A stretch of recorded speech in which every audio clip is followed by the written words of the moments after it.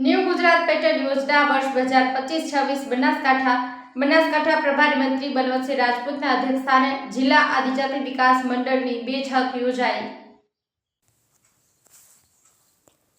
બનાસકાંઠા જિલ્લા પ્રભારી મંત્રી બલવંતસિંહ રાજપૂતના અધ્યક્ષસ્થાને પાલનપુર કલેક્ટર કચેરી સભાખંડ ખાતે જિલ્લા આદિજાતિ વિકાસ મંડળની બેઠક મંડળના સભ્યો અને અમલીકરણ અધિકારીઓની ઉપસ્થિતિમાં યોજાઈ।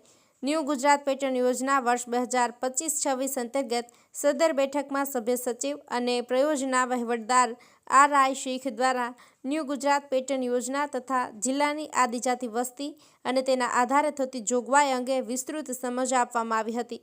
વર્ષ 2024-25માં તારીખ 16/12/2024ના રોજ યોજાયેલા જિલ્લા આદિજાતિ વિકાસ મંડળની બેઠકની કાર્યવાહી નોંધને બહાલી આપવામાં આવી હતી।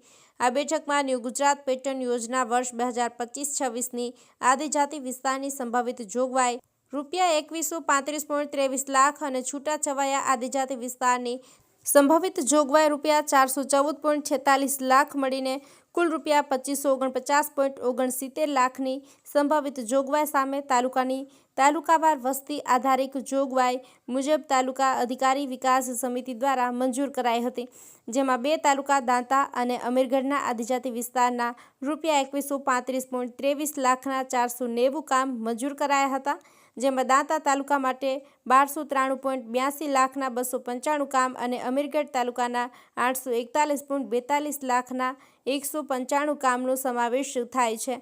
આ સાથે છૂટાછવાયા આદિજાતિ વિસ્તારના 12 તાલુકાના કુલ ₹414.46 લાખના 125 કામો મળીને કુલ ₹2549.69 લાખના 615 કામોનું આયોજન જિલ્લા આદિજાતિ વિકાસ મંડળ દ્વારા સર્વસંમતિથી મંજૂર કરવામાં આવ્યું હતું।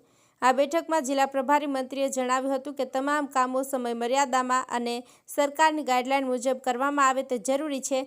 આ સાથે વિકાસના કામોની ગ્રાન્ટ લેફ્ટ ન થાય તેની તકેદારી રાખવા જણાવ્યું હતું। આ સાથે મંત્રીએ આદિજાતિ વિસ્તારના લોકોની સુખાકારી માટે ગામની અંદર એક શેડ બનાવી બહુલક્ષી કામ કરવા સૂચન કર્યું હતું। તેમજ બેઠકના છેલ્લા વર્ષના બાકી કામોની કામવાર પ્રગતિની સમીક્ષા પણ કરવામાં આવી હતી। આ બેઠકમાં દાતા ધારાસભ્ય કાંતિભાઈ ખરાડી, જિલ્લા કલેક્ટર મિહિર પટેલ, જિલ્લા વિકાસ અધિકારી MJ દવે, જિલ્લા પોલીસ અધિક્ષક અક્ષયરાજ મકવાણા સહિત જિલ્લાના સંબંધિત અધિકારીગણ ઉપસ્થિત રહ્યા હતા। આજે ગુજરાત ન્યૂ પેટર્ન યોજના લગતી મિટિંગ હતી।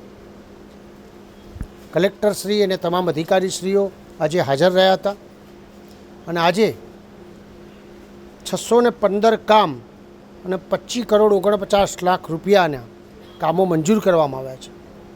સરકારશ્રીની આ યોજના એટલે ખાસ કરીને આદિવાસી સમાજના ભાઈઓ માટે દાતા, અમીરગઢ 96%થી વધારે રકમ એ તાલુકાઓને ફરવાતી હોય છે।